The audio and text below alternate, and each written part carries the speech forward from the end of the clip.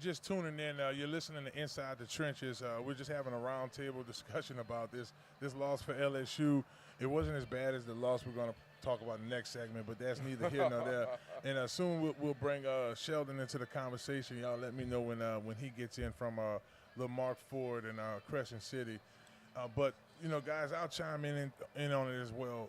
We talked about Reed like he just went out there and put up Gary Nussmeier numbers. He didn't. He was 2 for 2 for 70 yards. It's the fact that he had that option, them legs, and it just, for me, it was we weren't prepared for that. Like, I just feel like reminds me of the Cam Newton year when Cam just ran. It does. Ran all over him. But it's not even about – I think even that team with Cam, the defense was still a little bit more prepared for this type of deal. It was almost like we were deers in headlights. Yeah, you can be prepared for Cam, but you just can't do nothing with him.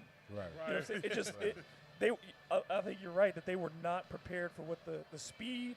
And then, it wasn't like he ran the ball a lot. He only had 9 carries. It's the backs. You know, you watch Bell get into that second level like he was able to do, and they just couldn't bring him down.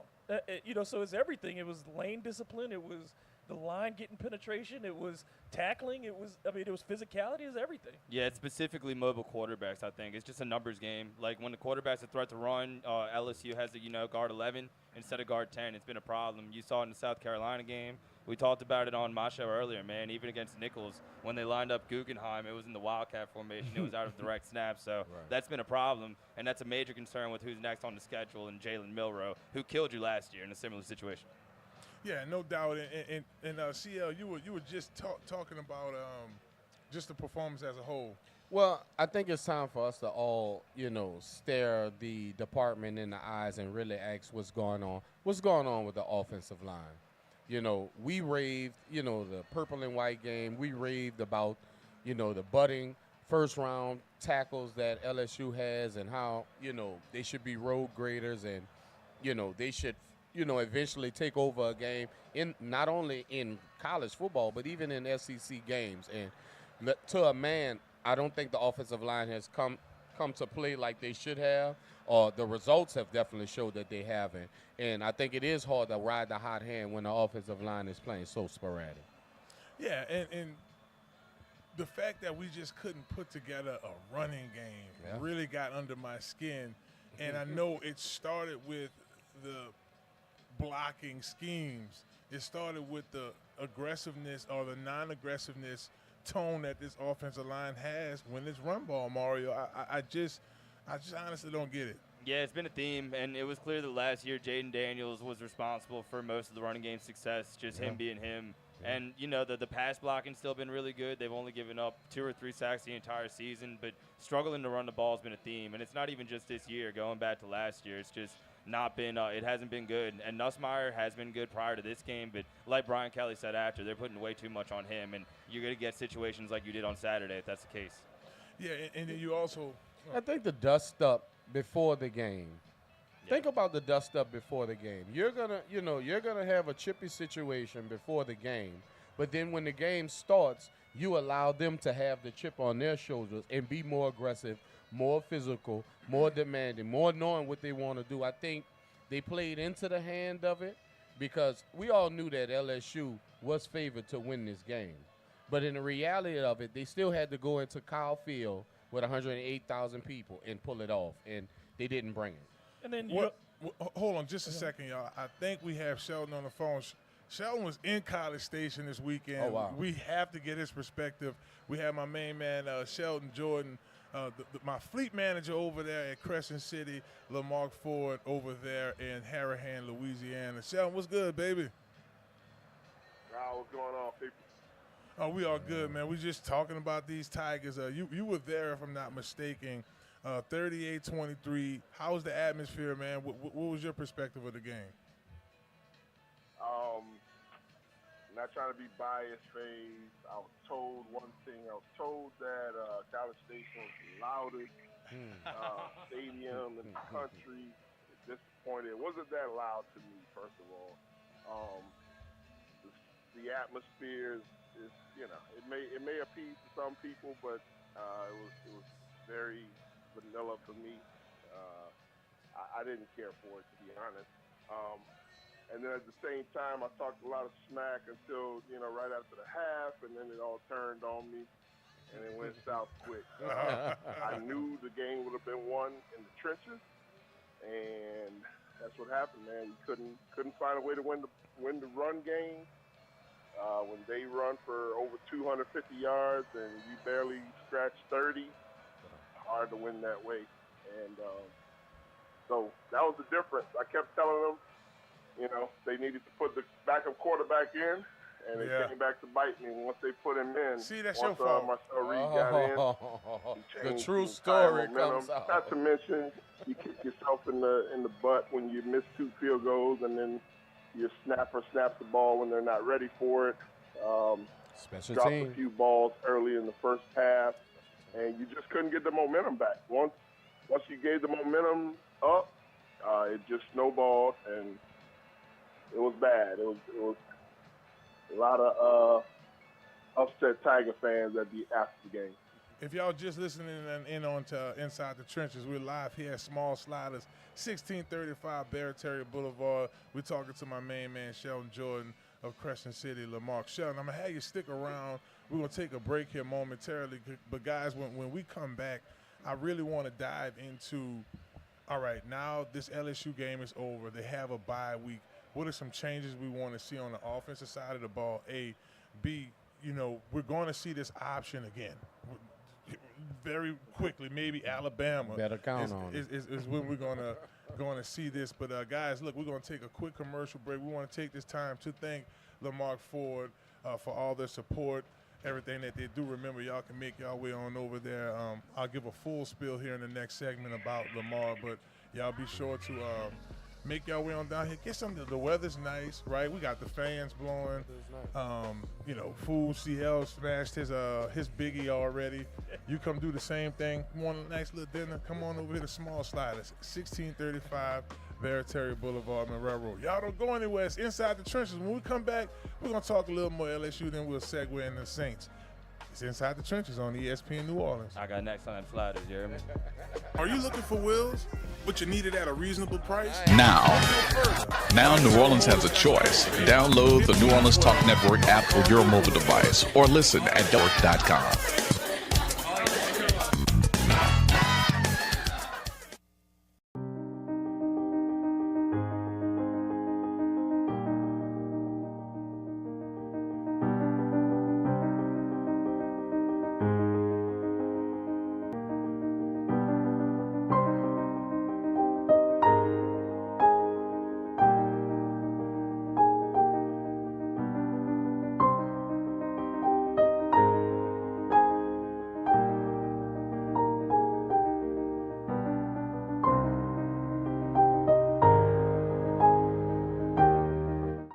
Are you a student athlete looking to take your career to the next level?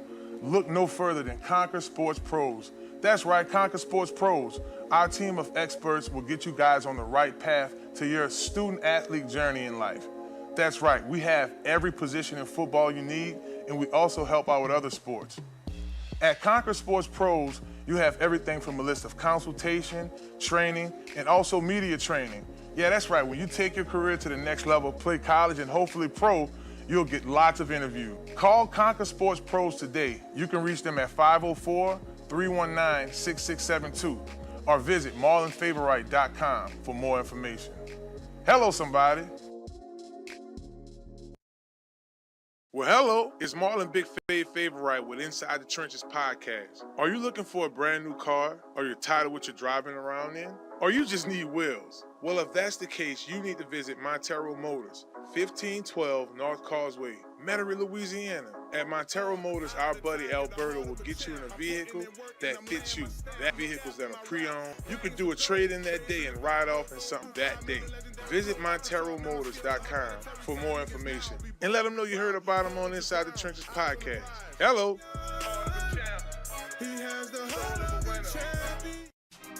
Listen up. Your customers, our listeners, could be hearing about your business right now. Yeah, right now. Don't miss out on the opportunity to advertise with NewOrleansTalkNetwork.com. Call our business department today at 504-475-4793 to hear about our great rates. NewOrleansTalkNetwork.com. We provide the people, you provide the business.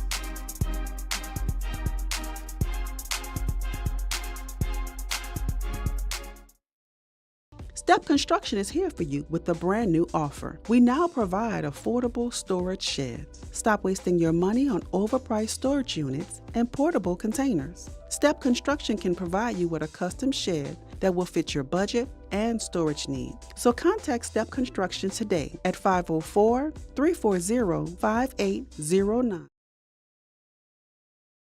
Cast panel here today. Got my man CL Nola, as you hear him every week here on the show. We also joined by my man D, the Pelicans, right? You know what I'm saying? Bird, right? Should I say? I'm feeling the beat here. Shouts out to Keelan on the float. You know, I like it. I kind of feel like I don't know, R&B DJ right now, the way we introducing this thing. Quiet Storm about to Quiet drop. Storm. Boy, you showing your age, boy. And I can't forget my man Mario Perez joining us. But I have to go back to my brother Sheldon Jordan. Mario. Hey, it's Keith Sweat, and I want to let you guys know that. But now, but I want to go back to my man Sheldon Jordan. He's on the line for us, fleet manager over there at Crescent City, Lamar Ford in Harahan, Louisiana. Sheldon, we're just going to go ahead and put a cap to this LSU game. You had up-close observations this weekend. They get a bye. Alabama comes in. What do you say, if you're Coach Kelly, what's the main thing your team has to work on going into this Alabama game? You got 2 weeks. Well, you've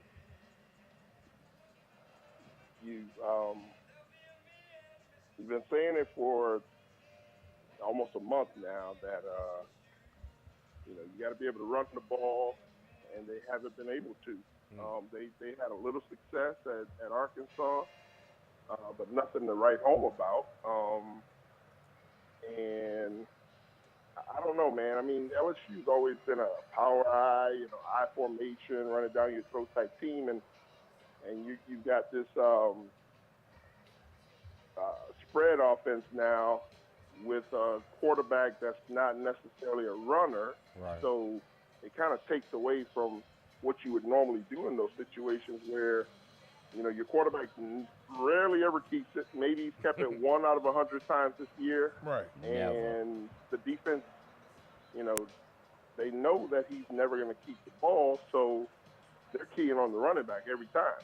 If he ever does keep it, maybe he'll pick up 15, 20 yards, but until he consistently can do that and prove the defenses that, he's going to keep it, they'll continue to key on the run.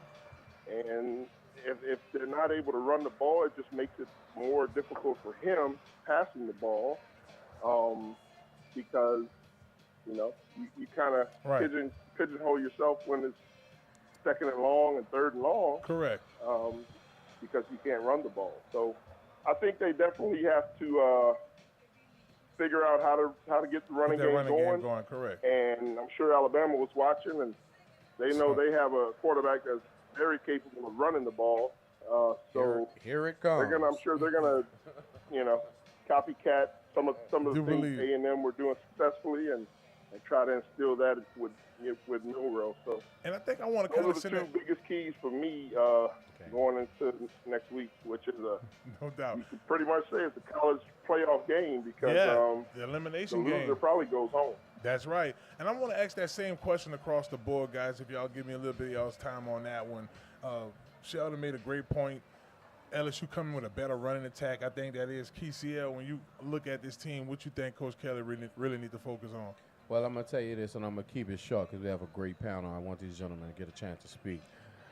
You should never expect to win any football game with 24 yards rushing.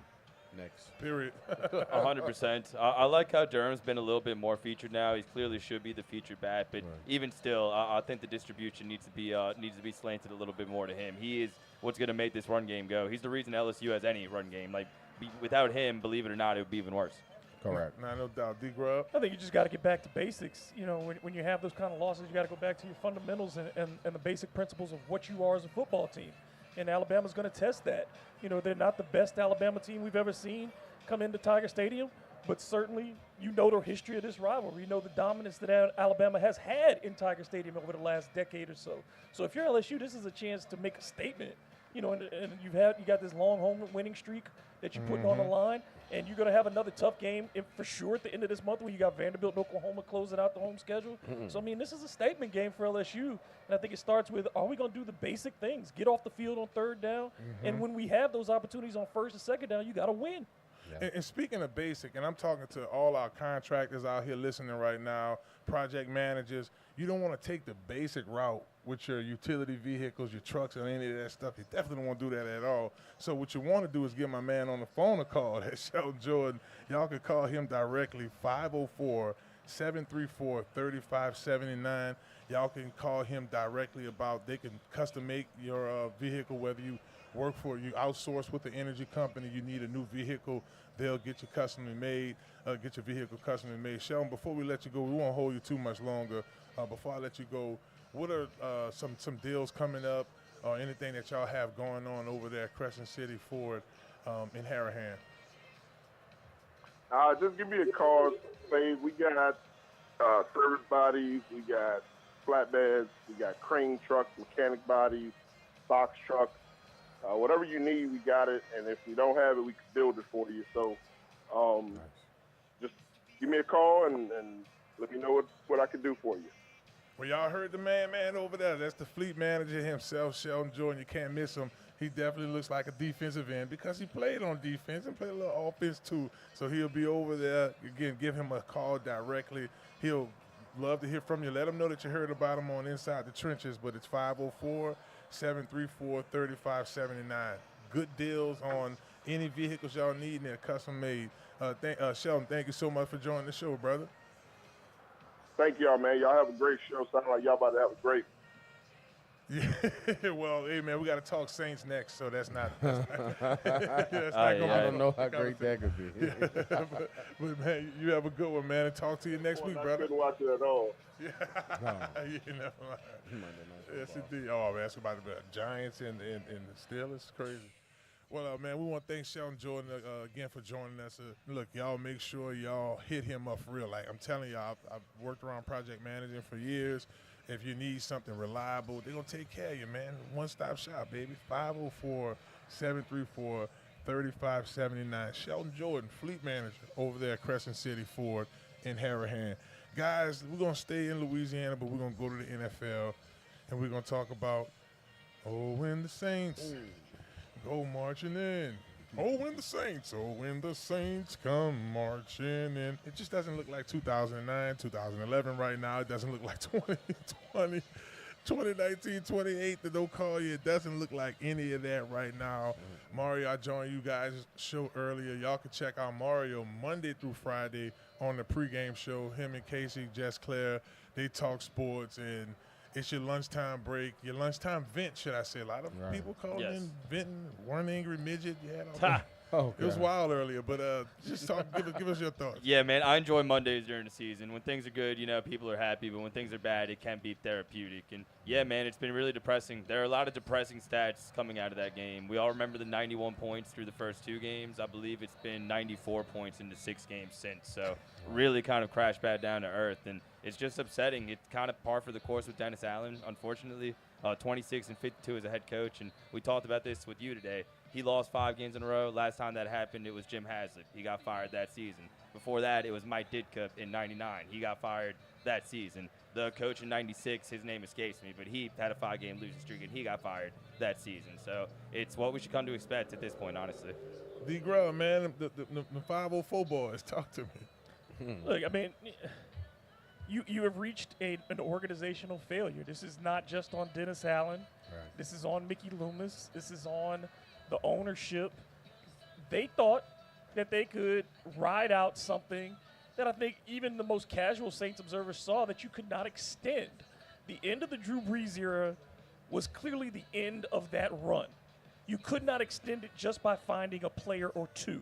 And the Saints went on and tried to extend and open a window that was closing.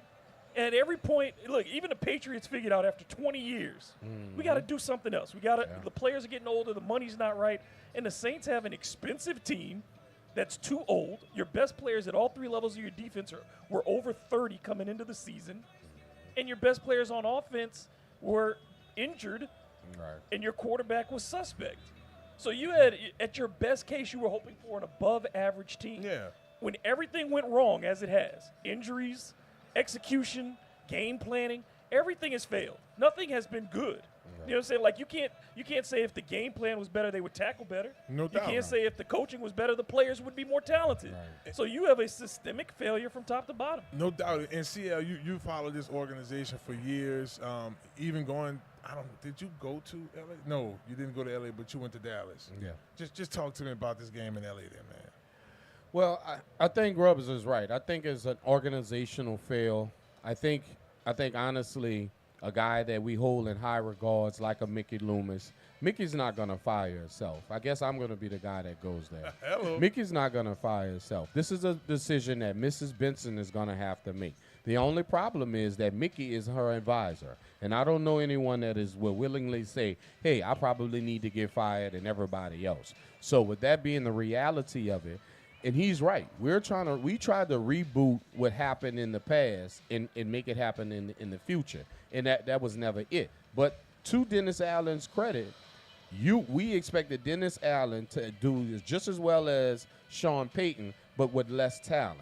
Because look at the offense. Who are they scheming against? If they're scheming just against Alvin, then that's not a hard scheme at all. You know, so it's less talent, but we want the same outcome. Obviously, we need to clear house. Mickey is not going to fire himself. The only way that Mickey will get out of there and let the Kyrie, the young GM behind him. Harley. I mean, but once again, here's me talking into the future. And, you know, I'm not sure if we have the organizational cojones to actually make what needs to be done to get this team and this organization back on track. Well, if y'all are just – go ahead, Mario. Well said. I mean, Mickey's not going to fire himself, but hopefully if things keep going the way they are, hopefully he at least challenges his way of thinking, considers some other things or brings in some, outside opinions, whether that's an executive that's below him or a new head coach that has more control of the roster. Like, Mickey Loomis has not done a good job, but he's not a buffoon. Like, eventually, the football-related things that he needs to change, I think he will change them. I think he's having some Jerry Jones type vibes, but he's not fully the owner. That's just a thought. But go ahead, CL. Going to the press conference, chewing the gum. Yeah. Just the level of confidence, like, no matter what, I know I'm here.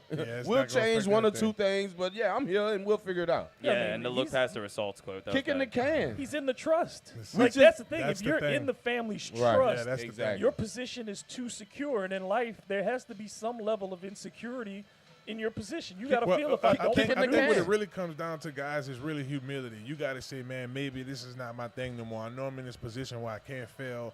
Let me go to like maybe a associate VP position and just hire somebody that's kicking younger. The can. Well, he just continues to kick the can, Not and then we gave 15. Alvin a 30-year-old running back a 2-year deal, $12 million. That make him the 4th highest paid running back in football. Well, this is what we're gonna do. We're gonna talk a little bit more about inside the trenches. You just went through that with Michael Thomas.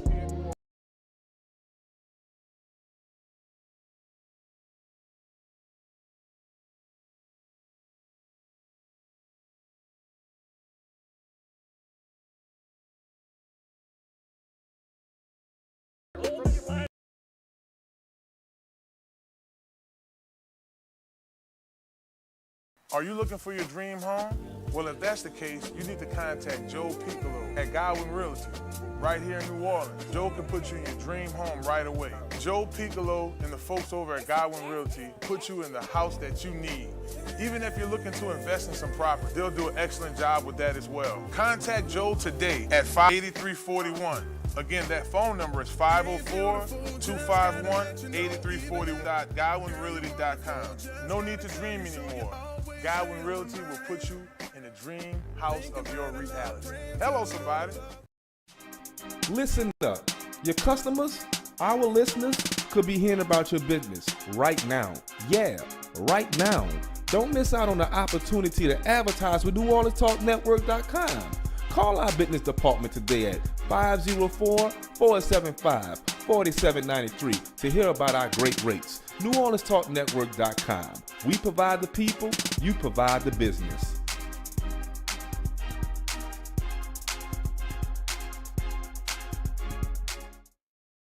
Now New Orleans has a choice. Download the New Orleans Talk Network app for your.com.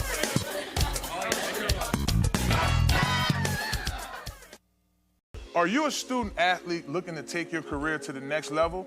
Look no further than Conquer Sports Pros. That's right, Conquer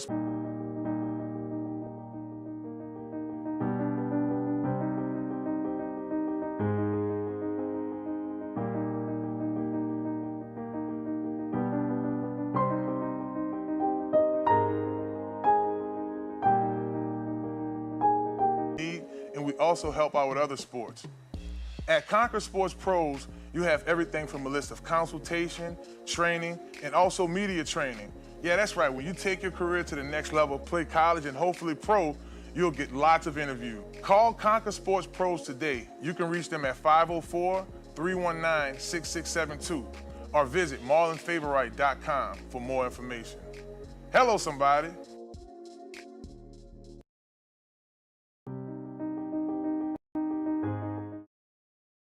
And look, y'all can chime in on the conversation as well if y'all want to give us a call. The number is 800-998-1003. It's ESPN New Orleans, Inside the Trenches.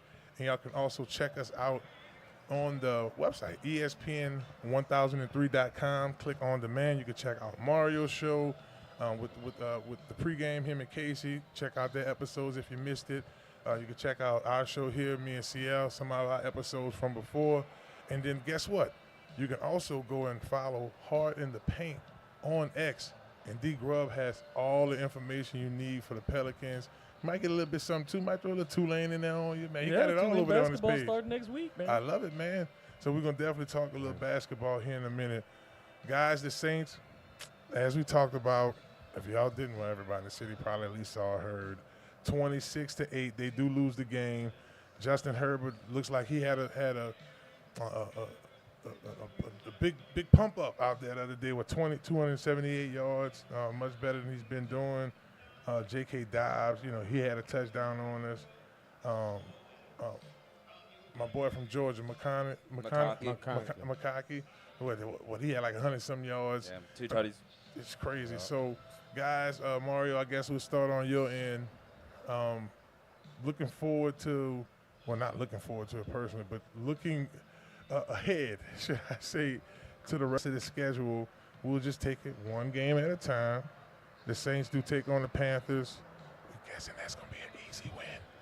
Hey, man. Not at this point. Yeah, I wouldn't say anything's an easy win right now, honestly, especially with potentially Andy Dalton having a revenge game. I don't know if he's going to be ready to go after the auto accident. I know he's hurting physically, but I think it's to the point, Big Fave, Grub, and everybody listening, to where at least half of the fan base probably want the Saints to lose this game just so they could tank and be in the race for the #1 draft pick. And if they lose, they will be amongst the bottom teams in the NFC. So that's kind of the reality of the situation. The Saints are a cellar-dweller team, and if they can't beat Carolina, then, yeah, they might have trouble beating anybody.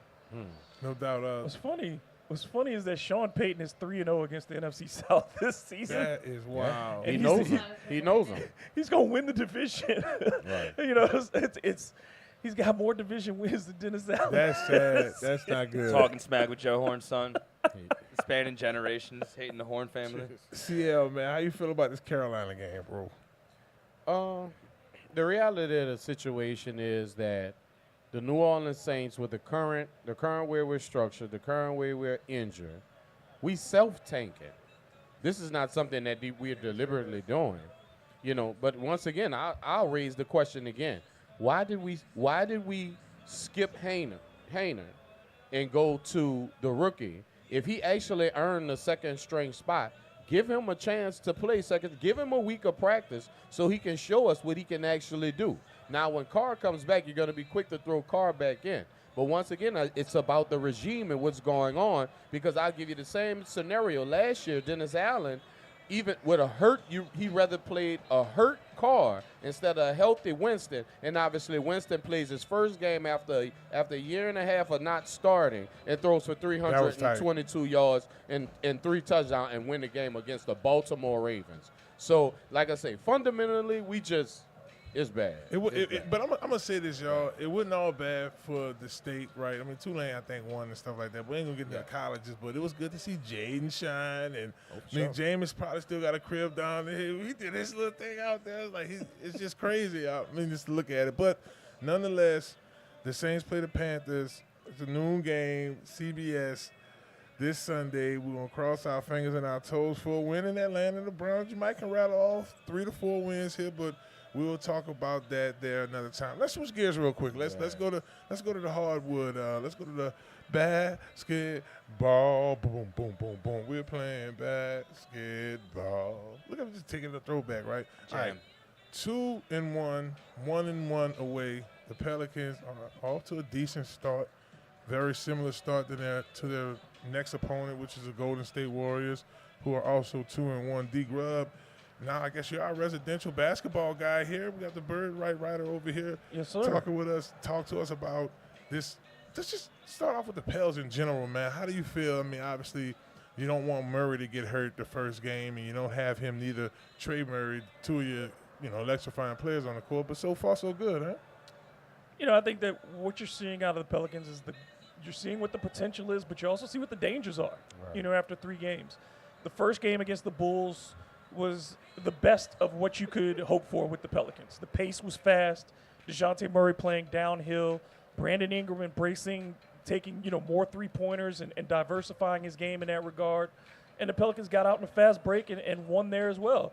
Everything went right in that game. In Game 2 against Portland, bad first half, followed by a very good second half, particularly by Jordan Hawkins, who has been probably the unsung hero of this team after 3 games. Right. Guy averaging 17 points per game now after 3 games coming off the bench. Jordan Hawkins looks every bit of the kind of player you want when you draft a first-rounder who comes from a winning program like he did out of UConn. So you're seeing those good things. You're also getting good development out of Yves Missi, who has been a revelation, when people didn't have a lot of expectations for a kid who didn't play a lot of college basketball, a lot of high school basketball. He's shown that he can be a defensive force early on and is going to attack the glass and do those types of things, though he's still very raw. Those are good things. But it's not good when Zion Williamson is making less than 30% of his shots. Not good less than 20% in the first half. It's not good when Brandon Ingram is struggling and kind of reverted against the Trailblazers in Game 3 and went back to the Brandon Ingram of last season, taking a lot of struggle jumpers and a lot of contested mid-range shots. It's not good when you have to rely on C.J. McCollum to be your number 1 player. CJ is not suited at this stage in his career to be a number 1. Not at all. But he has to be. He's had to be the last couple of games. Put up over 50 points in the last 2 games for the Pelicans. So I think you see what's good, but also there's a lot still to be worked out. And I think the biggest question is, are they completely bought in on what Willie Green wants them to do offensively? And now, Mario, your thoughts on the Pelicans. I know you follow the Pelicans as well with Spanish Radio, and we during the tail end of the last season, man, we getting our hopes up and just couldn't wait to this moment now. I mean, your thoughts on the Pels so far this season? Yeah, man, 3 games in out of 82, so still a lot to be learned, I guess. But Brandon Ingram, I thought in the first 2 games was awesome, rebounding the ball, which they needed to do this season, and getting up the 3-pointers. The first 2 games, he did a great job of that. Showed Stones, I thought, on the game-winning shot over Simons, who he shares a baby mama with. I know y'all saw that story. That was really funny. So I'm sure he enjoyed that. And Trey Murphy saying, "Show who's better" after the game. That was a good moment. But regressed a little bit in the 3rd game. BI, we know, interesting situation with his contract, trying to get paid. So we know he can score. We know he's a good player in isolation, but need to get up threes, need to keep rebounding. That needs to be the theme for BI. So, we go to the Warriors twice. We're at the Warriors twice in the next couple of games, next 2 games. Your thoughts on that matchup? Well, unfortunate for them, Steph will not be playing in those games. So, obviously, we're looking for the Pelicans to show out, considering Steph is not playing.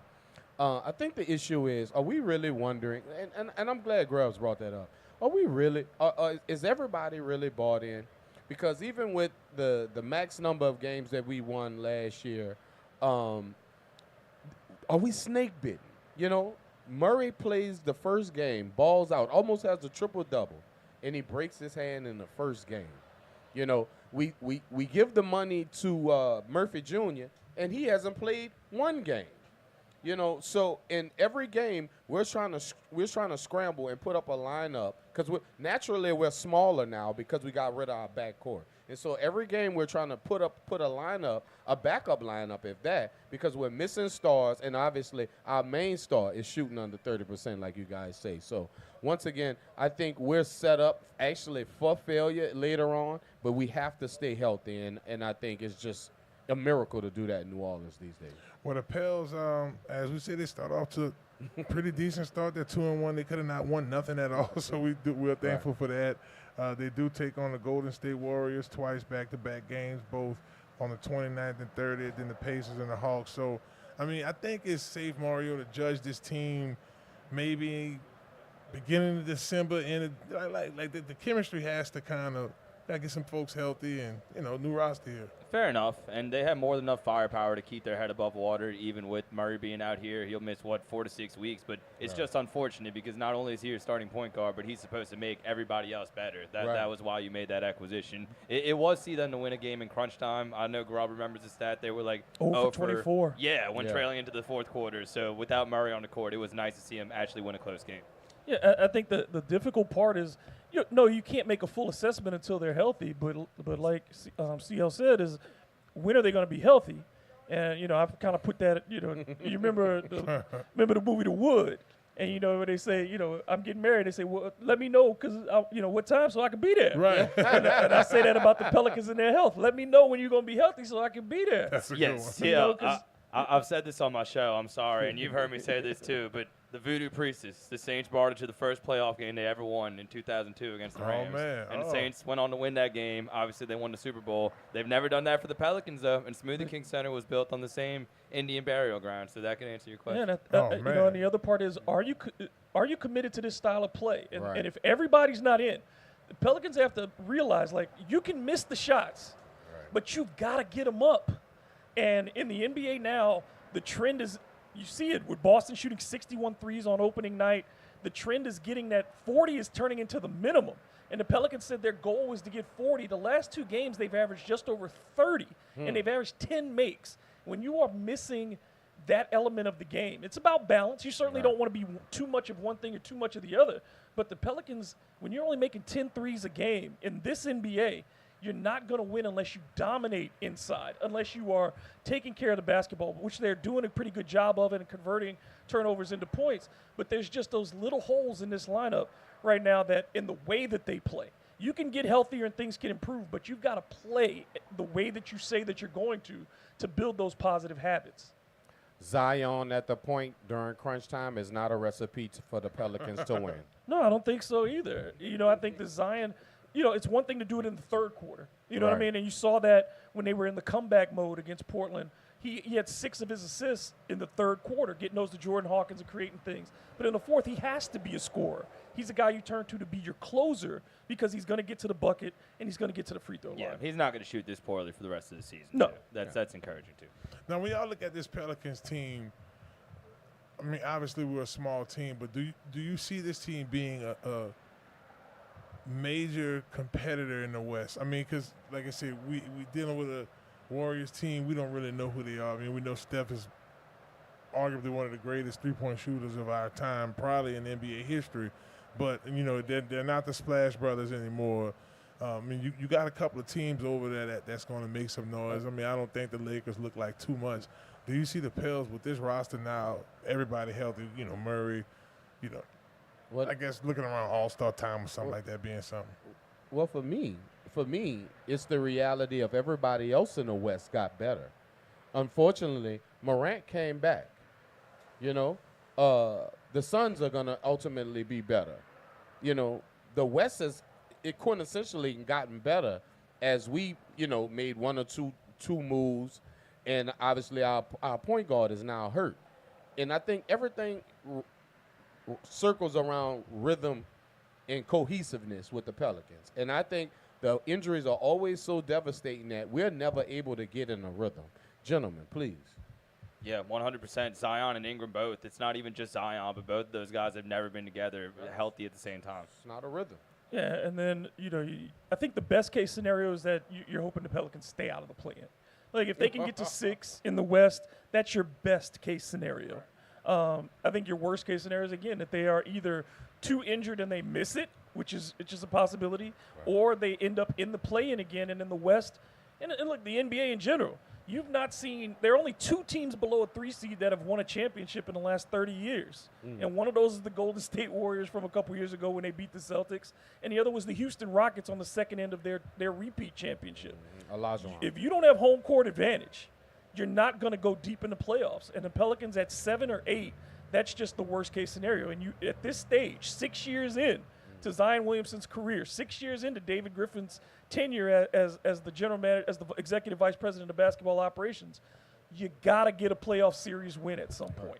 We're a better road team than we are a home team last year. 28 road wins last year, 21 home wins. Well, that's bad. Got to take care of home court. And to D. Grubb's point, 3 years into the Anthony Davis era, you at least got a playoff series win. 3 years into Chris Paul, you did. You're 4 years into Zion, and you don't have very much to show for it. Well, when your star doesn't play any of the playoff games, I don't know what you. We cannot beat the best teams in the West with backups. 100%. No, you can't. You can't. Zion's the only player on your roster currently who can be the best player for multiple playoff series. Right. You know what I mean? Like, in the NBA, it comes down to who has the best individual player. And Zion Williamson is your 2-time All-Star. He's the matchup that is unique and that other teams cannot prepare for. And if he's not healthy at the end of the season, none of this matters. We're just having a waste of time. None of it. Okay, so this is my thing, guys. All right. You said Misi looks pretty good. Yes. I mean, he's a little thin, but I mean, we're gonna put a little weight on him. He's strong, though. That kid is strong. Yeah, he's strong, man. I saw the first game live and live in color with him. 3 blocks. You know, he did his thing, right? 3 blocks. But I look at a guy like Antonio Rivas. Is he someone that y'all think could contribute as a ball handler? Because, I mean, you got everybody say Alvarado's good, but he's not that good, Just right? too small in the West. You see what that's what we bring. Willie Green ain't gonna put so many rookies in that lineup. Right. And he's already put Misi in. Yeah, and he said Hawkins last year because he didn't play defense. Yeah. So I don't see it. I don't see it. I'm just thinking about somebody outside of Zion and C.J. McCollum to like actually handle the rock. You just don't have enough. Like you don't have a backup point guard legitimately. Jose Alvarado is a backup guard, but he cannot run your offense. So you don't really have a backup point guard on this roster. C.J. McCollum, again, we talk about as a combo guard. Right. They just don't. They have a lot of wing scorers, but not a lot of creators, and that's the big loss with losing DeJounte Murray. Yeah, Jose is really good in spots, but certain nights, right, certain matchups, and certain times you can't put him out on the court. So you got to pick your spots there. And with Murray not in the game, it's going to unfortunately be a case of like your turn, my turn. You got to hope the Pelicans are good enough on defense to where they can create enough transition opportunities, rebound the ball. But like Grubb said, they just do not really have a true backup point guard on the roster right now. Nah, and hey, that's probably what D. Grubb's like, man, best case scenario, 6 in the West, and, you know, you just play the cards from there. And I mean, I understand the concept of a small ball, but, I mean, you really want to – you look at some of these dominant rosters. When you got a guy like Antetokounmpo, I mean, there's a guy that can play big ball but, you know, be agile. Luka, I mean, we could go Joker. Yeah. I mean, you think of players like that. Our guy – to y'all, everybody pretty much echoed that is Zion. So it really all boils down to him staying as healthy. I mean, he looks good. Hopefully, we see it like a dominant guy. Now, another guy here I want to mention. Somebody brought up defense. I don't know if it was CL. We got a roster here tonight, baby. Well, they don't play much small ball in the West, bro. Yeah, no, I got you. No, I understand that. There's a lot. That's the problem. but you have a guy like Herb Jones who plays aggressive. Yeah. Like, so I know y'all mentioned defense. Do y'all see Herb somebody? I mean, he started in the first game, but do y'all see him being like that? I guess the comparison I can make, it's a different position, but look how of a huge asset James Harden was to that Rockets team when he was coming. I mean, to Golden State, Oklahoma City when he was coming off the bench with Durant and all those guys. He was like 6th man of the year. Do y'all see Herb being that guy? I mean, there were reports coming out, like coming into the season, Shams and others saying that maybe he would play center in that small ball lineup. I believe it was Tice that got the start in Chicago anyway. So I don't think he'll necessarily fit that role, but still a big part of the team. Y'all know what he does on defense, and offensively, he was one of the better corner three-point shooters in the league last year. I think he's a little underrated as a floor spacer. They got to find shots for Herb. I mean, he had 10 points in the first 2 games, and he had 12 in the game on Sunday. He finally got some shots up, but it took till the second half. He didn't have any shots in the first half. So you've got to find him, because you can't have, essentially, if you're starting Daniel Tice and Herb Jones, if both of them are not scoring in the first half, you're playing 3-on-5 offensively, and that allows these teams to build these walls against Zion Williamson. So you have to give Herb shots early on so that the defense respects his three, that they close out on him, and that he is able to attack the bucket. And the other part is, defensively, when you talk about these small ball lineups, the problem that it creates for the Pelicans. Now, Herb is doing a decent job enough defensively against the bigs, but the problem it creates is on the other end, is because they don't have to respect him as a 5 offensively when he's in that situation underneath the bucket.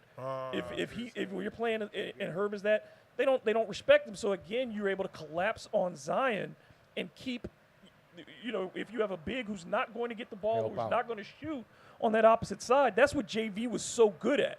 Was being that opposite side that you had to respect. If he caught the ball in that spot, he wasn't going to finish over you, but he could shoot the jumper. He could get the turnaround. He could body you into the bucket. Right. And the Pelicans don't have someone who can do that. The natural idea was for Herb Jones and Murray to play side by side in our backcourt, and that would be a credible and defensive matchup. But, of course, Murray being out, we're back to scrambling to try to find matchups that favor us. And it's just not good. We've done that for years because we've steadily been hurt. Man, that's just so cruel. That's the most Pelicans thing ever. Murray literally played 70-plus games in each of the last 2 seasons and can't even get through one game. It's inside the trenches, baby. We still live here at Small Sliders. That was 1 hour already. Right. Man, time does fly. Clip his wings. Hey, y'all don't go anywhere. Like I said, man, we have Kirsten Moore I'm sorry. She got balls. I'm sorry, I forgot about that. Did I say that right? Girls with balls. Girls with balls. Girls with balls. I said that all wrong. We won't forget it again. Girls with balls, and this is a athletic. It's a family show. This is an athletic organization that helps out the community. I just said it. I got it mixed up with She Got Game. I got to move it at. Got to move it at. That's.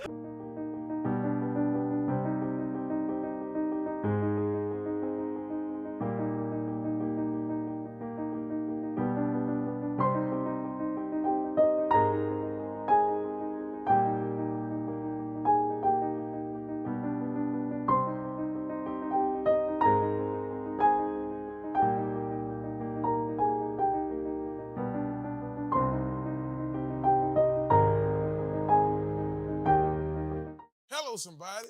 It's the host of Inside the Trenches podcast, Marlon Big Favorite. Did you know Small Sliders had an app? You can go to your Google Play Store or your Apple Store right now, download the Small Sliders app in Marrero, and order your food right now. You want to get a number 2? Well, slide through. 1635 Barataria Boulevard in Marrero. Small Sliders, simple on purpose. Hello, somebody. It's Marlon Big Favorite with Inside the Trenches podcast. Do you need a quick car wash? Well, if that's a yes, you need to visit Crown Car Wash, 1336 Stumpf Boulevard, Gretna, Louisiana, on the West Bank, baby. Crown's the best. You get a spotless wash, nice clean tires, reasonable pricing, and free vacuuming. My favorite part about Crown Car Wash, they open 24/7. That's right, 24 hours a day, 7 days a week. You can visit Crown Car Wash on the West Bank, baby, and let them know you heard about them on Inside the Trenches podcast with Marlon Big Favorite. Watch out there now. Listen up. Your customers, our listeners, could be hearing about your business right now. Yeah, right now. Don't miss out on the opportunity to advertise with NewOrleansTalkNetwork.com. Call our business department today at 504-475-4793 to hear about our great rates. At the Nickel State show. Shouts out to Nickel State. Right. Hour 2, like I told y'all, it's going to be nice and jam-packed. Got my man, JB, the sports guy. He going to join us next, talk a little high school football. You know we got to get the Hash It Out show top rankings. Top 5, baby. You know what it is. You know who's on top? Well, You know who's on top. Consistently on their list is a team. Sometimes team. sometimes VK will be a little controversial, but Just West Side. you gotta find a little. They balance. wear purple. But we're gonna get into that. But before we jump into that, we are blessed to have a special guest that probably had some of y'all who was listening before I might have y'all laughing a little bit because I did say the organization name wrong. We have Kirsten Moore here from Girls with Balls in New Orleans. It's a New Orleans-based athletic club empowering young women through sports and community. Their name embodies both the courage and commitment to break barriers, and they will create space for women to have activities, build friendships, support. So it's a nice support group for the young women, particularly some athletes in need. You could be a novice athlete too, I'm pretty sure. But you have to be an athlete. Yeah, definitely. Be anyone. Right. Now, Kirsten, you're an athlete. You danced with the Pelicans before, and you teach a little bit with dancing and stuff like that. But so before we get into the organization, tell our listeners a little bit about yourself. Yeah, so I am a dancer. I'm a former NBA dancer for the New Orleans Pelicans. And I also am a dance team coach. I coach at Ursuline Academy. They're a competition dance team. So as far as athletics, I'm mostly a dancer. But I, dabble in everything else. Now you didn't see me cut up on stage. Now trust me, from a football player to dancer, playing a little football still a little bit, it does require a lot of getting in shape. You have to be a little athletic. So let's talk about Girls with Balls, the New Orleans based athletic group. Talk a little bit. I know y'all had a gala a couple of weeks ago. They got some events coming up. Explain a little bit more about the organization, and then tell us about some events y'all got coming up. Yeah, so it's funny you stumbled on the name. We did that on purpose just because it kind of gets people to stop and pay attention, especially we launched it in October. Most people know October is Breast Cancer Awareness Month, but it is also Domestic Violence Awareness Month, which is something I've always been very, very passionate about. As a survivor of both domestic violence and sexual assault, I was very, very I can't even speak right now, but I joined Alpha Chi Omega, my sorority, and their philanthropy was domestic violence awareness. So that's really what drew me there and had me work a lot with the Family Justice Center in New Orleans, which is a women's shelter that helps survivors of domestic violence. So I kind of wanted to do more for that. I'm not in college anymore. I wanted to keep working with it. And I learned recently that women who are more active are less likely to find themselves in abusive relationships. Right. So I started this club with some friends just to kind of get girls to meet up and get active. And right now we play a lot of pickleball because that's kind of the in sport right now. Okay. Right. But we're planning on doing some golf events, some basketball, every single event that you can think of, some tennis stuff, and just get some stuff going. I think that's pretty cool. And what movie that was J-Lo was in, y'all? That was enough when she went, she was in an abusive relationship. Yeah, that was enough. Then she got them hands together, started working out, and boy, she was setting them up on that one. But that is, look, we're at a time right now where, particularly in our community, in the African-American community, our women are being attacked from all different ways. We have a young lady running for president right now. She's being attacked all different kind of ways, and it's just really not a support there. I mean, you look at over history, women's rights, some of these rights came in like the 1970s, Right. As late as that. So it is super important. I love what you're doing, just empowering the youth in the area. Y'all playing different sports, different activities. Now, off air, you mentioned y'all have a watch party coming up soon? Yes, we actually have a watch party for the LSU-Alabama game at Meal Brewery in the Garden District, November 9th. And $1 from every pitcher purchase that night will go to a local women's shelter. That's big time. So how could our listeners, some of our viewers here on New Orleans Talk Network, sign up for it, get the information, anything you can So our Instagram is Girls with Balls NOLA, N-O-L-A. And then from there you can click the link, join our group me. And in that we talk about a lot of stuff, events coming up, meetups, and we even have some women who will share their stories in that group me. So it's a great group for young women to join, and we'll post updates on Instagram all the time. Kirsten, thank you so much for joining us on the show. You got to come back. Let us know. Alabama, we got to the watch party. You got to let me know how that went down. Y'all be sure to check that information out. Remember, I'm about to do it again. He was about to Girls do it again. with Balls. Sports balls, tennis balls, footballs, baseballs. Okay, you want to make that? I was about to mess it up again, but that's the name of the organization. Thank you so much for coming on the show. Thank that was y'all. cool. Blooper.com, log in.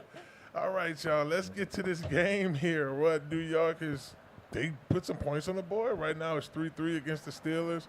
This game is so Monday Night Football, y'all.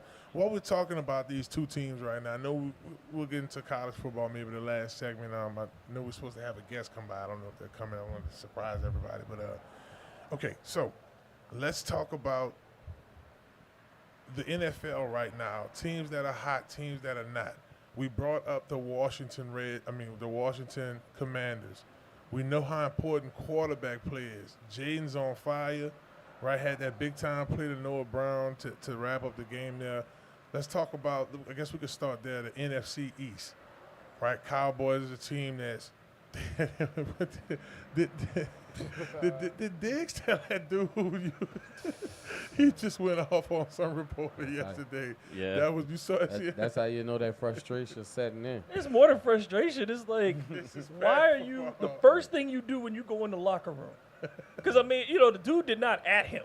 So, first of all, you going in the locker room and you looking at Twitter right after you lost the game. He was looking for the You're not dealing with your teammates. You're not talking to the coaches. You're not getting yourself together. You're still in uniform. Because remember, he walks out, he's still in full uniform. He was in full uniform. So where is your head immediately after the game that the first thing you do is go look on social media for who's talking bad about you? You telling on yourself. Because what you are saying is, I know I messed up. There are going to be people clowning me on social media. And he happened to find that one of them was in the building. And that's the dude he goes after. That to me, that's just it all shows it's bad play, right? You could tell you're not a winning team when things like this happen. Right. Mario, the NFC East has always been a toss-up division. I've seen what was it, like 7-9 one year the Giants got it up. In the playoffs, it made a run. One of those years they had a terrible record. I mean, you look at where New York is right now, and that's the game we're watching. If y'all driving, it is the ESPN Monday night game. It is 6-3. The Steelers are winning.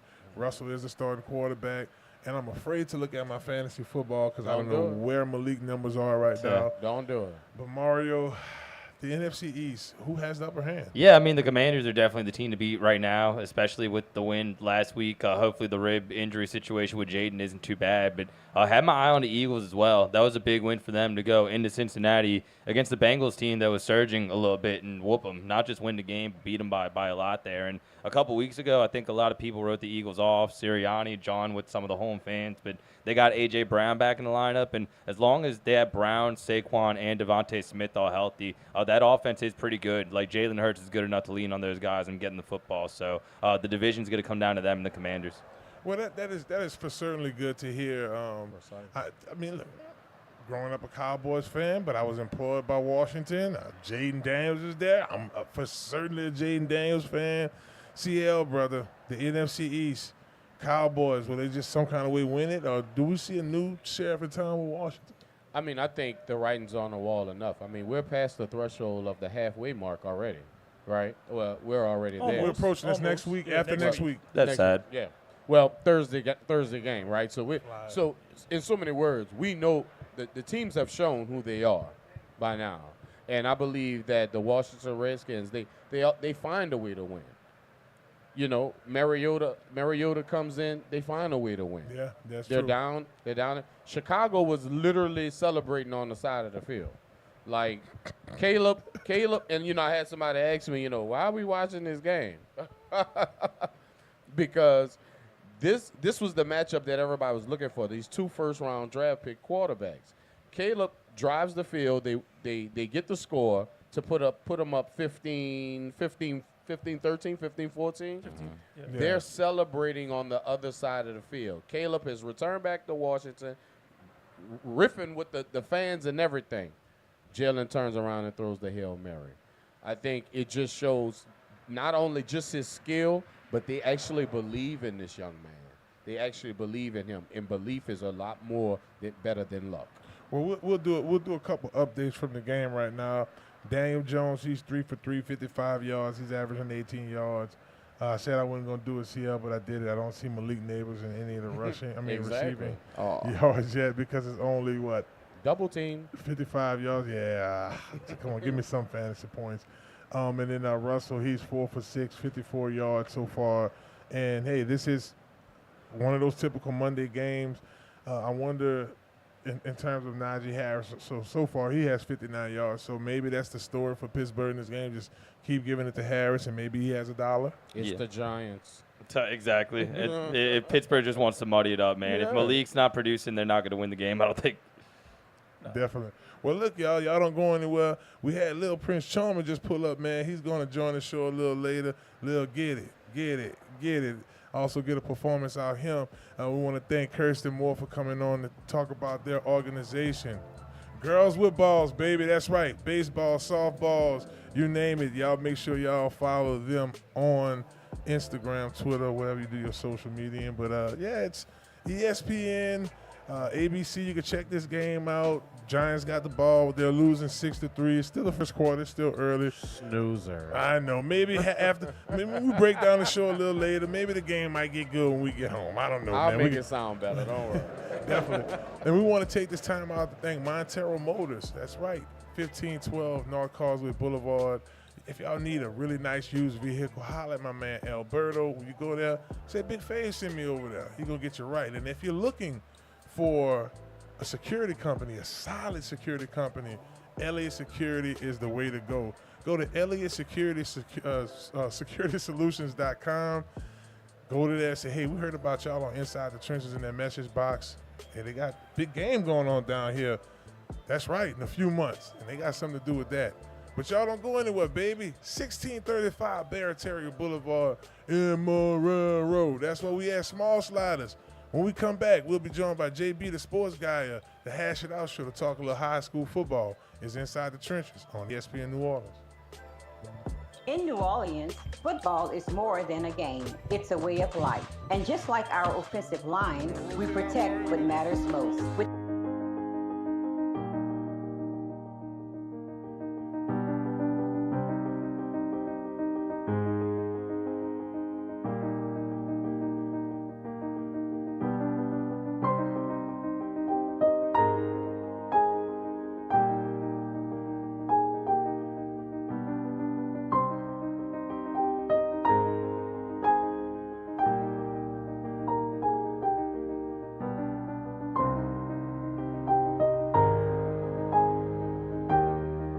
Hello, somebody.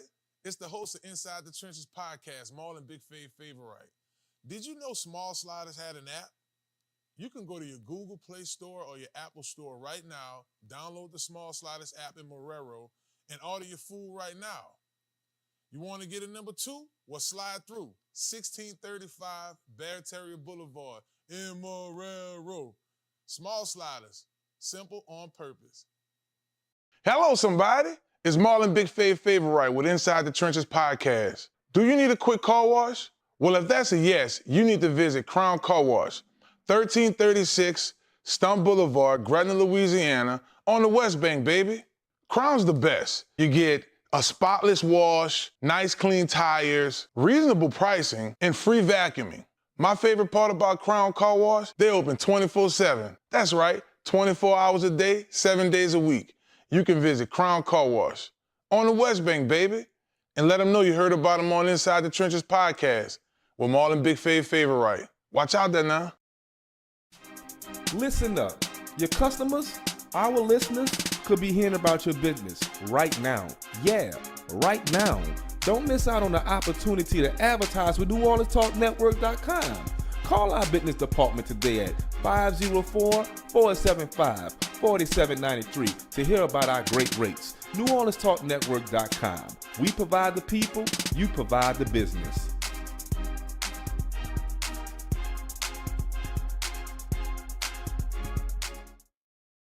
Hello, somebody. It's your boy Marlon Big Fave Favorite. And when I'm hungry, I like to make my way to Small Sliders, 1635 Barataria Boulevard, Marrero, Louisiana. Simple on purpose. When I tell you their burgers are delicious, have some great sauce on them, I'm telling you, when you're just hungry and just need to grab a quick bite, this is the perfect place for you. Small Sliders. The customer service is nice. It's somewhere you can bring the family, hang out and chill, enjoy the atmosphere. Now I'm a big boy, so when I like to take my Small Sliders, I like to get the biggest smalls. Double patties, bacon, cheese, you name it. Just a delicious burger. It's your host, Marlon, Big Favor, Wright, and shouts out to my panel tonight. As always, I got my man CL Nola here, you know, the GM, the no GM of the New Orleans Saints, you know what I'm saying? And we got my man D Grub from the Bird Rights, Hard in the Paint. We want to thank D Grub for still chilling here with us, man, talking casual sports. But one thing that we have made somewhat of a tradition around here the last few weeks is I like to know what the top 5 teams looking like around New Orleans in terms of high school football. And we've been joined by my man JB, the sports guy. And yeah, JB, I'm going to go ahead and start a little controversy here. Okay. Y'all dropped y'all top 5. Yes, we did. And it looks like VK has finally put Edna Carr to the top of his, but Turling is still at 5. He has Mandeville at 4, Neville at 3, and Alexandria at 2, and then same thing for Coach George. He has the same. Lost to Ruston. They are now in my top 5. Number 4, Turling's Catholic. They move up. They are still undefeated, 8-0. Number 3 is Alexandria. Big win this past Friday night over Ruston. Number 2, I still have the Neville Tigers there. And number 1, you guys already know it. How about them Cougars in the car? D-Grub, what you talking about over there, D-Grub? Look, it's been too long. Like, we have allowed these people around the state to think that they have a chance.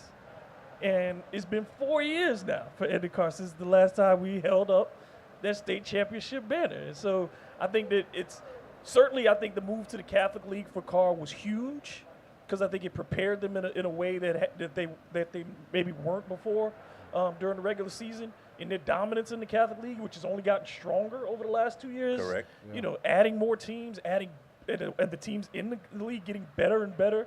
So, I mean, it feels like what Carr had been missing was quarterback play at the end of the seasons, whether by injury or a couple of things in the last few seasons. Quarterback had just not been up to par. And then the defense had been giving up some big plays, allowing teams to score where normally they were throttling people.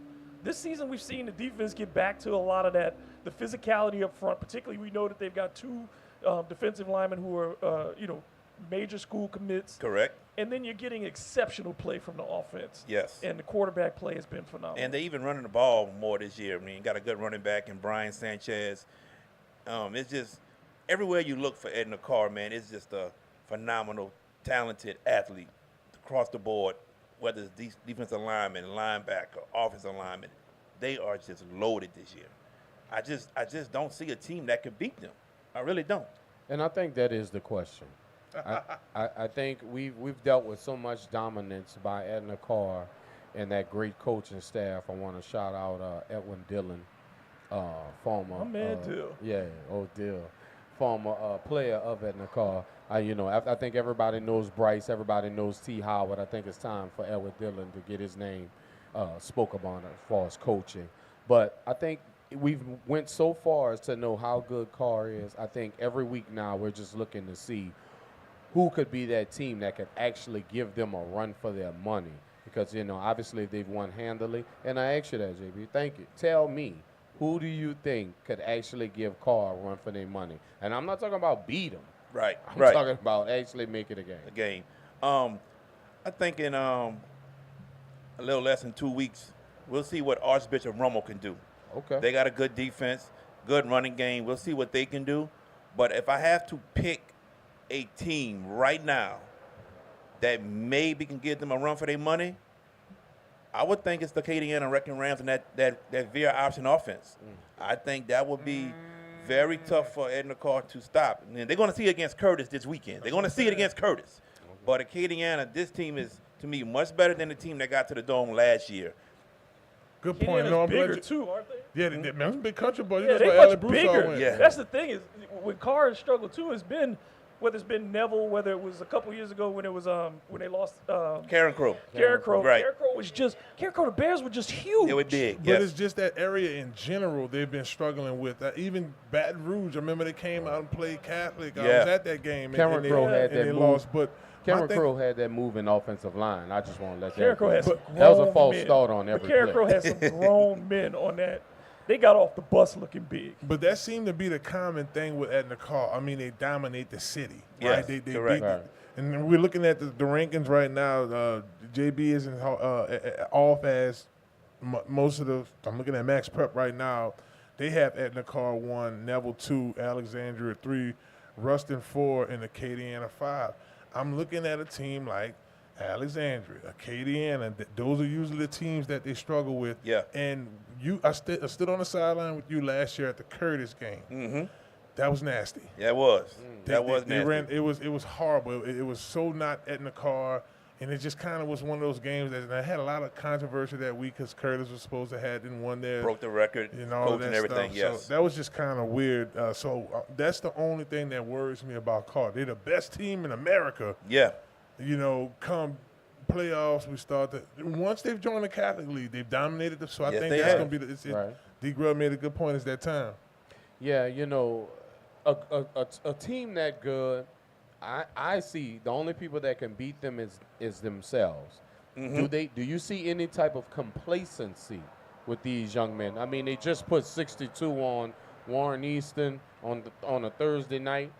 Nasty work. But do you see them getting complacent with the dominance that they've been holding? I don't see it this season, and it's been addressed already. And Coach Norm, the D-line coach for Edna Carr, he said it many times this season about the 2 losses they had last season, Acadiana in the semifinals and to John Curtis, that they got complacent and they beat themselves.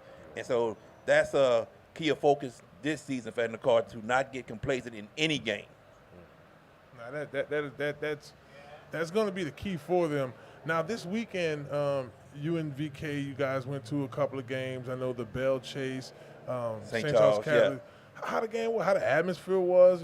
Just I guess talk to our listeners about that. Tell you what, the atmosphere was wonderful. Both sides were loud.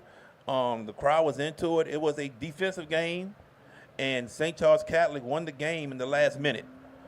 In the last minute, touchdown by the running back Skylar Edwards.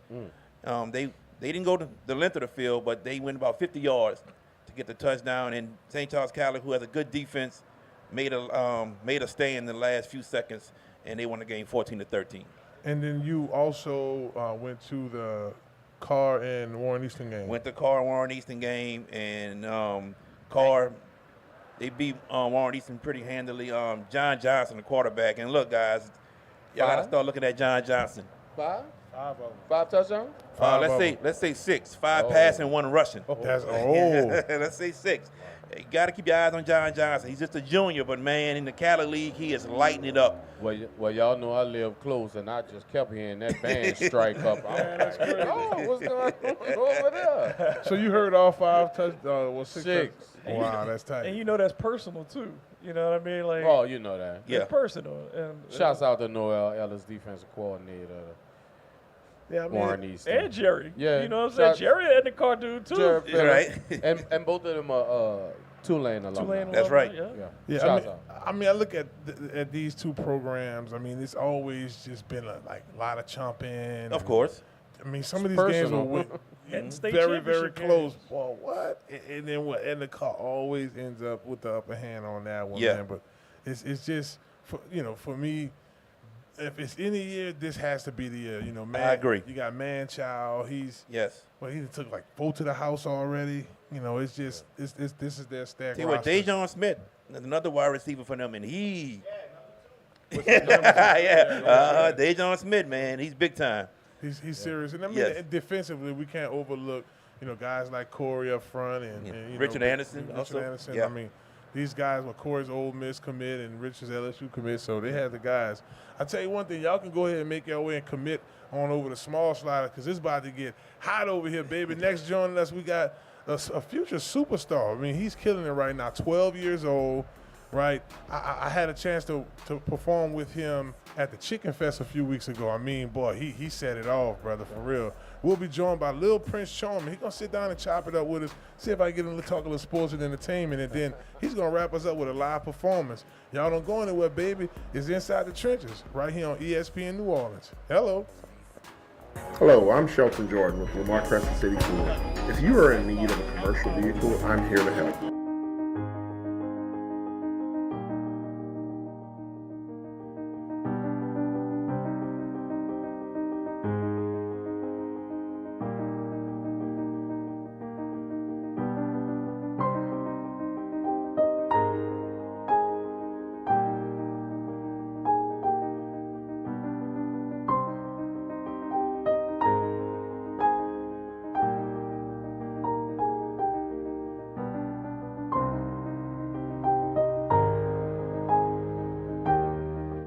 Hello, somebody. It's the host of Inside the Trenches podcast, Marlon Big Favorite. Did you know Small Sliders had an app? You can go to your Google Play Store or your Apple Store right now, download the Small Sliders app in Marrero, and order your food right now. You want to get a number 2? Well, slide through 1635 Barataria Boulevard in Marrero. Small Sliders, simple on purpose. Hello, somebody. It's Marlon Big Favorite with Inside the Trenches podcast. Do you need a quick car wash? Well, if that's a yes, you need to visit Crown Car Wash, 1336 Stumpf Boulevard, Gretna, Louisiana, on the West Bank, baby. Crown's the best. You get a spotless wash, nice clean tires, reasonable pricing, and free vacuuming. My favorite part about Crown Car Wash, they open 24/7. That's right, 24 hours a day, 7 days a week. You can visit Crown Car Wash on the West Bank, baby, and let them know you heard about them on Inside the Trenches podcast with Marlon Big Favorite. Watch out there now. Listen up. Your customers, our listeners, could be hearing about your business right now. Yeah, right now. Don't miss out on the opportunity to advertise with NewOrleansTalkNetwork.com. Call our business department today at 504-475-4793 to hear about our great rates. NewOrleansTalkNetwork.com. We provide the people, you provide the business.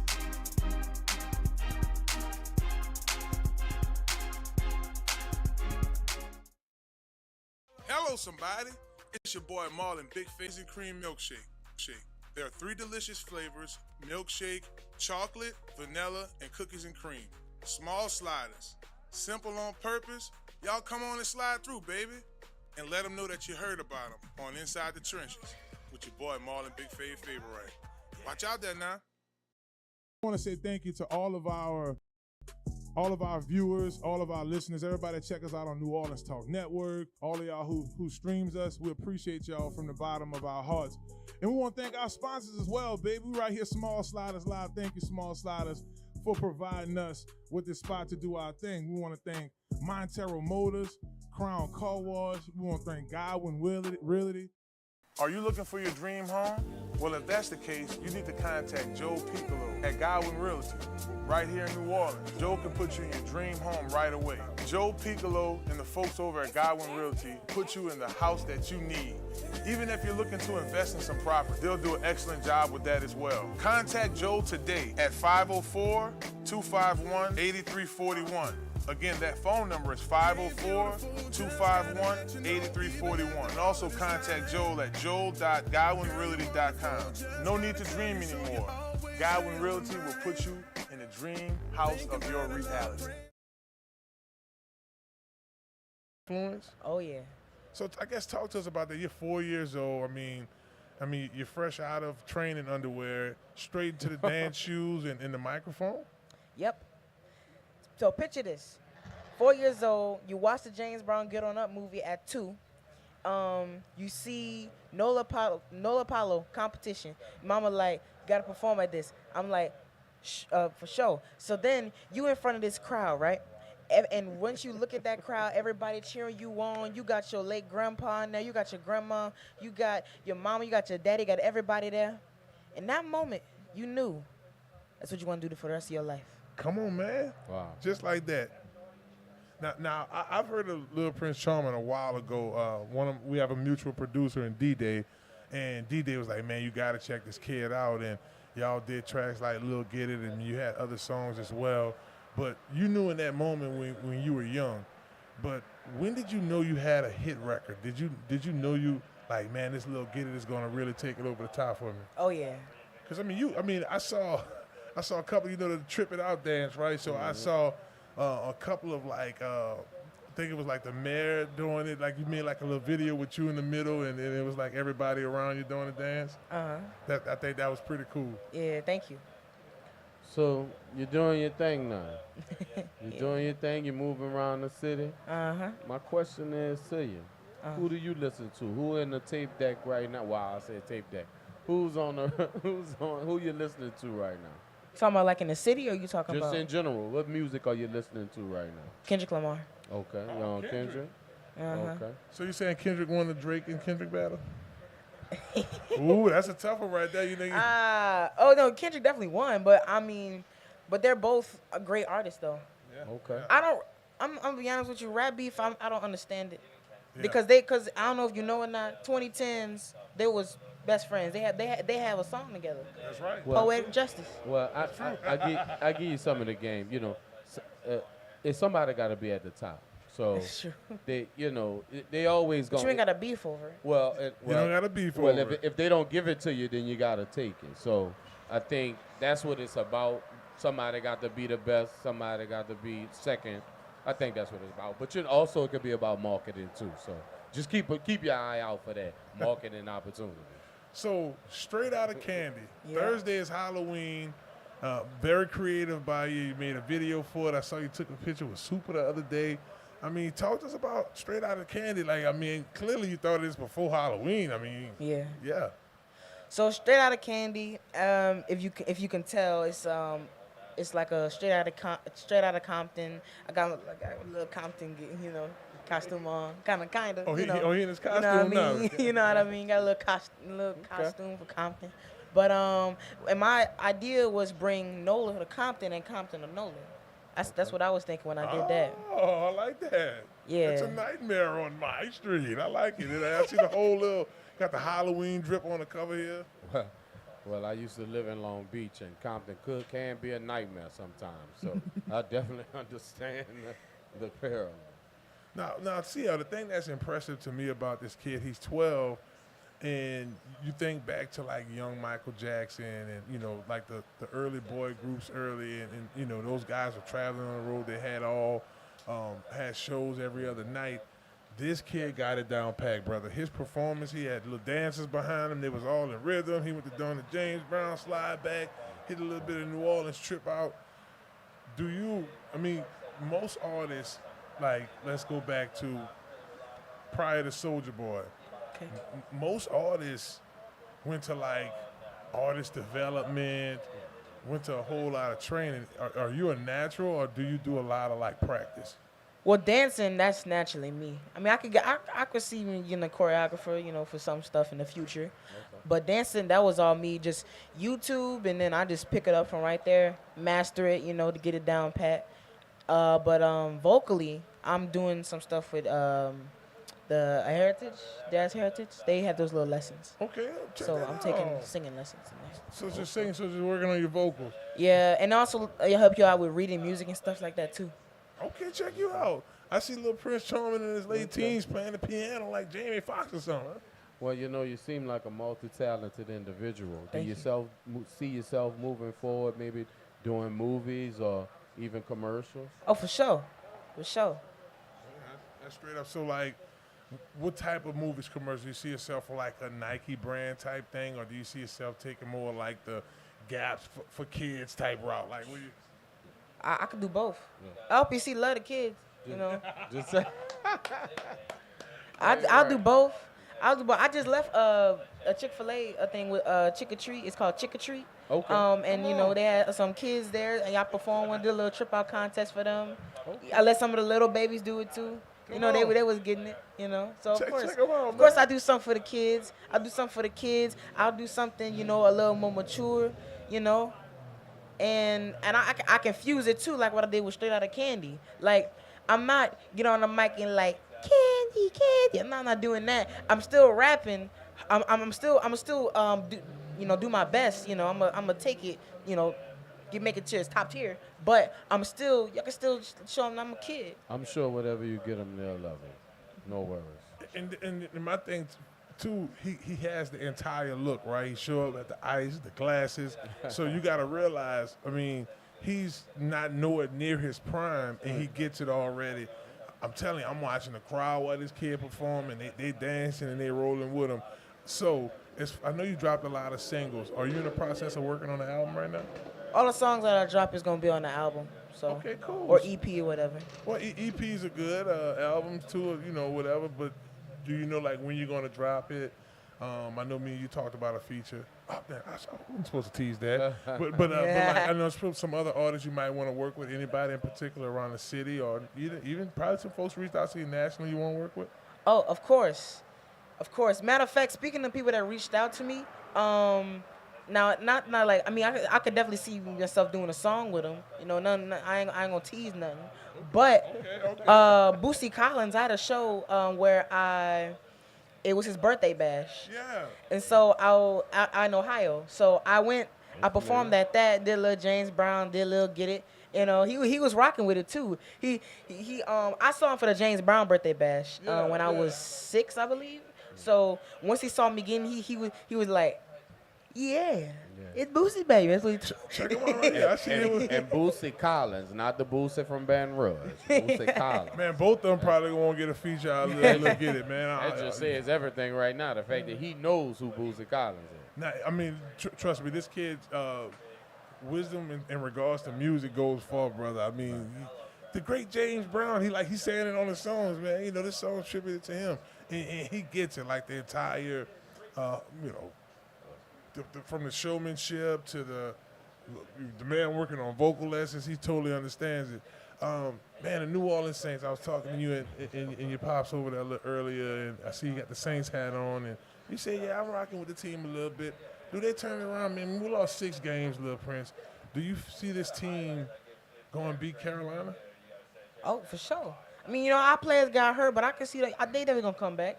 They're going to make a comeback. Kamara and Derek Carr, they're gonna come back. They're going to definitely get from the mouth of a babe, man. I hope so.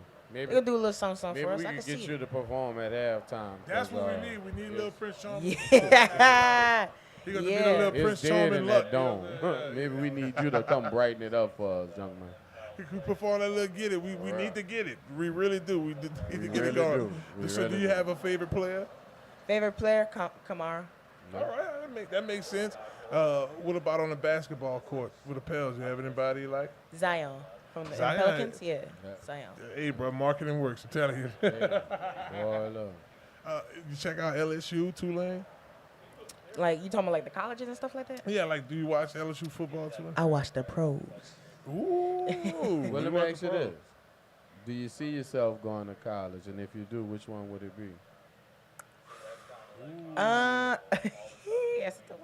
Hey, look, and you can say Berkeley, School of Music. Well, I mean, come on. I haven't even looked into all that kind of stuff yet. It's that's all a part of God's plan. He like God's plan. See the answer? That was slid the Drake in there. You heard him? See, smooth. He's smooth. So what he's telling you is, when you go on tour, you can just get him like a little tutor or something to just continue. You're trying to have that type of lifestyle. That's what he want to the little Bow Wow lifestyle. That's what he want to do. So speaking of, I know we talked about like artists you want to feature it. We know who was inspired your sound. Do you see yourself any similar artists? Like, I mean, you're very original in your style, but do you see anybody like you think you would make a good collab with it? I mean, me personally, I would like to see you and Lil Reezy on the track. I think that'd be cool. I think that would be cool. That'd be cool. People that people not want to do a feature, but not just feature, just the shout out, that's been showing me love in the city. I got a shout out to Lil Blaine. I got a shout out to Lil Reezy. I got a shout out Baby Boy the Prince, Chopper. We still praying for a speedy recovery. Oh yeah, you're looking good. Oh yeah, for sure. And even you. Shout out to you. My dog, you know what I'm saying? Tell us my little partner right here, man. He called me. I say, man, thank you, dog. For real, bro. Appreciate you. Yeah, you're right. Nah, keep up. You're doing a great job. And look, y'all,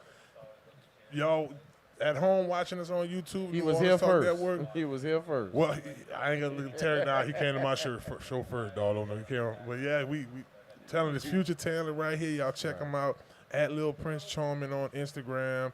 The Lil Get It. The song I'm telling y'all about, It Rides, is on there. Straight Out of Candy's on there as well. Got a little treat for y'all. He gonna actually perform for us here as well.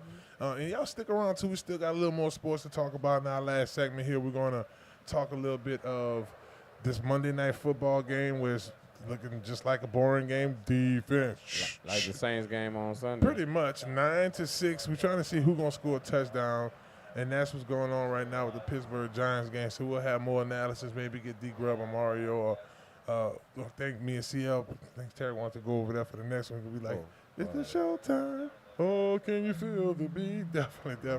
Well, Prince, man, you go ahead and get ready for your performance, man. Oh, yeah. He's Lil Prince Charming. He'll be joining us for the performance next. Thank you for coming on the show, talking a little music for us, and, letting us know how Lil Get It got it. Real quick. Remember, my music video for Straight Outta Candy is coming out October 30th, so stay tuned for that. You can find me on all social media sites at Lil Prince Charming. That's Lil Charming without the G. And ready for my performance. Ooh, y'all heard him, man. Ready. Straight Outta Candy video drop right before Halloween. Ooh, spooky. Yeah, baby. Well, look, y'all don't go anywhere. We want to take this time to thank our sponsors, Small Sliders. We want to also thank Montero Motors, Godwyn Realty, Elliott Security for all that they do. My man, Robert Wolf in Construction. Y'all be sure to check them out. We'll have all the information below the show for our folks on YouTube. And, we're going to keep this thing going, baby. It's Inside the Trenches on ESPN New Orleans. Are you looking for wheels, but you need it at a reasonable price? Look no further. Montero.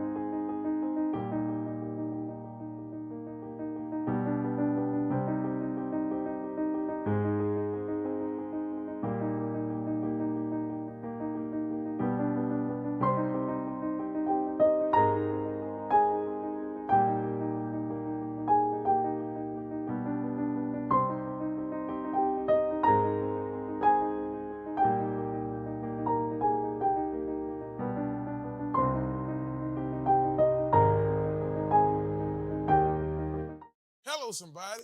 It's the host of Inside the Trenches podcast, Marlon Big Favorite. Did you know Small Sliders had an app?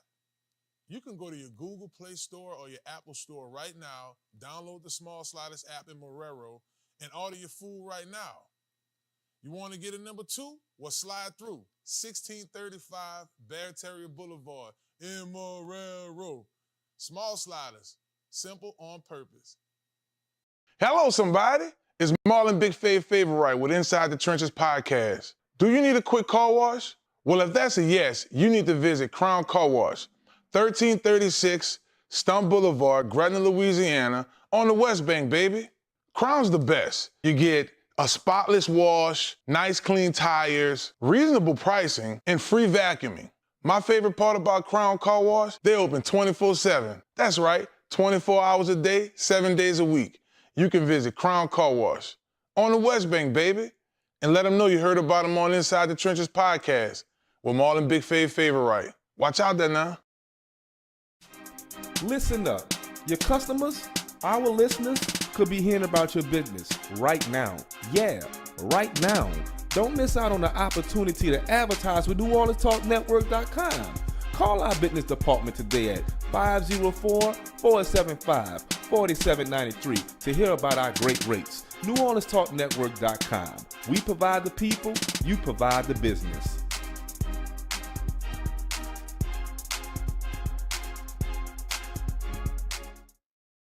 Hello, somebody. It's your boy Marlon Big Favorite. And when I'm hungry, I like to make my way to Small Sliders, 1635 Barataria Boulevard, Marrero, Louisiana. Simple on purpose.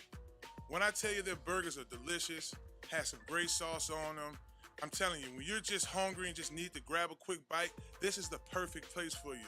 Small Sliders. The customer service is nice. It's somewhere you can bring the family, hang out and chill, enjoy the atmosphere. Now I'm a big boy, so when I like to take my Small Sliders, I like to get the biggest smalls. Double patties, bacon, cheese, you name it. Just a delicious burger. And I like to top it off with my favorite, the cookies and cream milkshake. There are 3 delicious flavors: milkshake, chocolate, vanilla, and cookies and cream. Small sliders. Simple on purpose. Y'all come on and slide through, baby. And let them know that you heard about them on Inside the Trenches with your boy Marlon Big Fave Favorite. Watch out there now.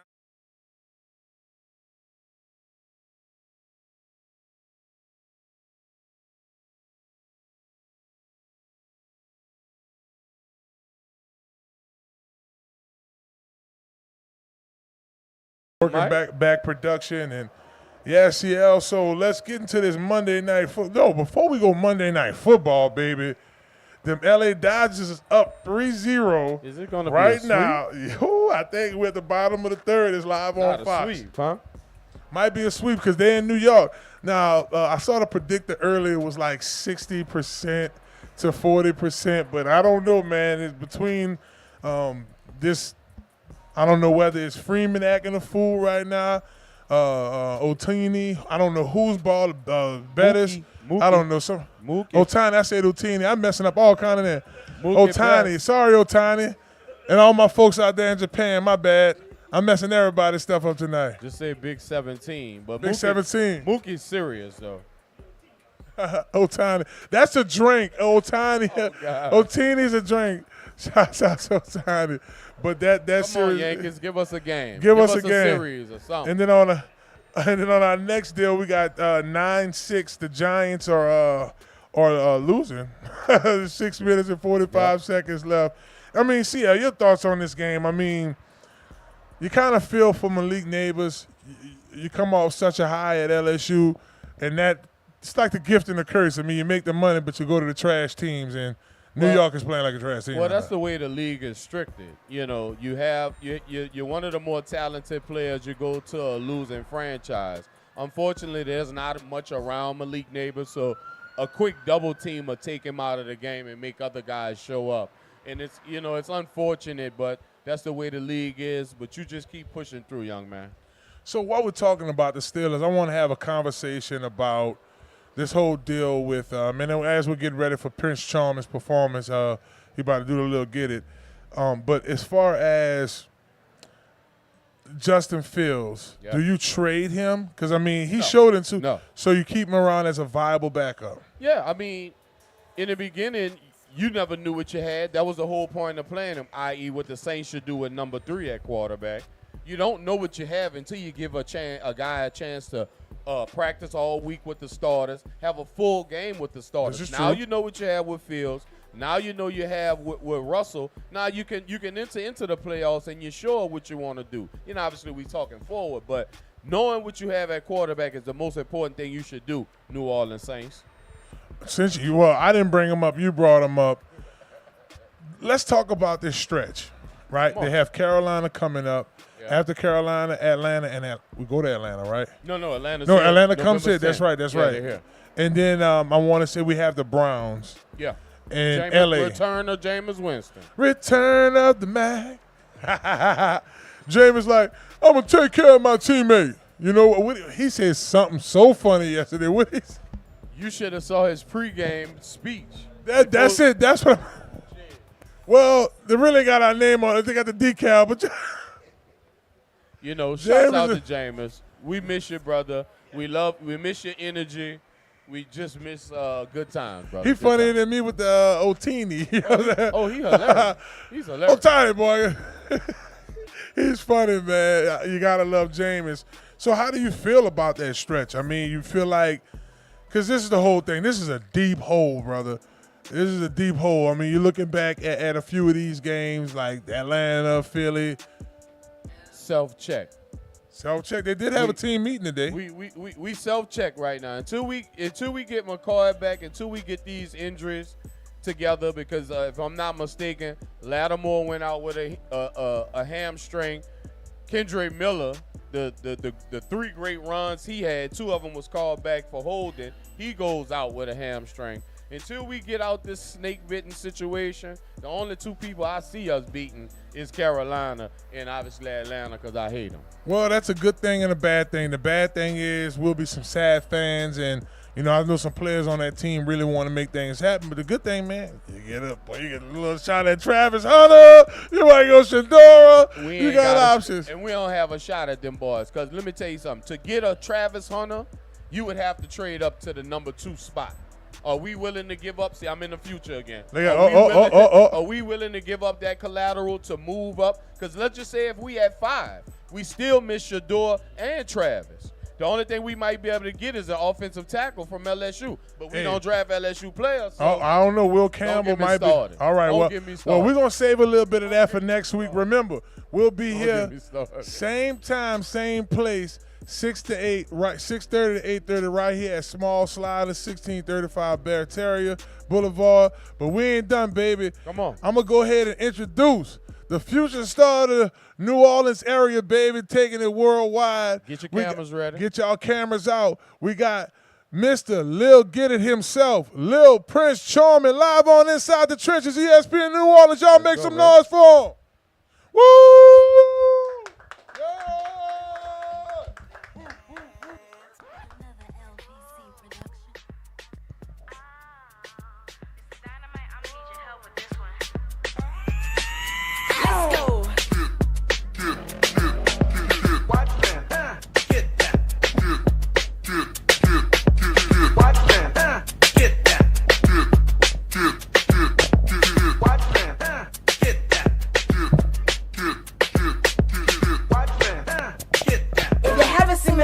I think I do is rap like all the new artists, but that shit cap. Every single person says all humans are the same, but I'm here to tell you I play a different type of game. Make beats, I rap, I even sing. You show girls how that old man is lame, but today I'ma tell you something you never heard before. I'ma shoot slide on the floors like slippery by the soul. Dance round on flow, slip slide on flow. Move walk and faces and hands on the floor. Me little get it, get it, get it, get it, get it, get it, get it. They call me little get it, get it, get it, get it, get it, get it. Get it, they call me Lil Get It. James Brown was a pioneer of it all. James Brown sound gave birth to all of hip hop. Without the Godfather soul, there will be no LBC. Now I don't just dance, I have a lot of tricks. This is Dynamite show me how to do this. You throw it, bring it back, then you do it again, then you do it again. You throw it, bring it back, then you do it again, then you do it again. You throw it, bring it back, then you do it again, then you do it. You call me Lil Get It. Get it, get it, get it, get it, get it, get it. They call me Lil Get It, get it, get it, get it, get it, get it, get it. They call me Lil Get It, get it, get it, get it, get it, get it, get it. They call me Lil Get It, get it, get it, get it, get it, get it, get it. Funk was my first love since the age of 4. And thanks to Mr. Brown, I'ma do it some more. I'm a Paul, blessed with this beat, the rock that 404. With New Orleans on my back, I'ma take this where I saw him. New Orleans, are you with me? Watch me perform a little get it, get it, get it, get it, get it, get it, get it. They call me Lil Get It, get it, get it, get it, get it, get it, get it. They call me Lil Get It, get it, get it, get it, get it, get it, get it. They call me Lil Get It. James Brown was a pioneer of it all. James Brown sound gave birth to all of hip hop. Without the Godfather soul, there will be no LPC, no LPC, no LPC.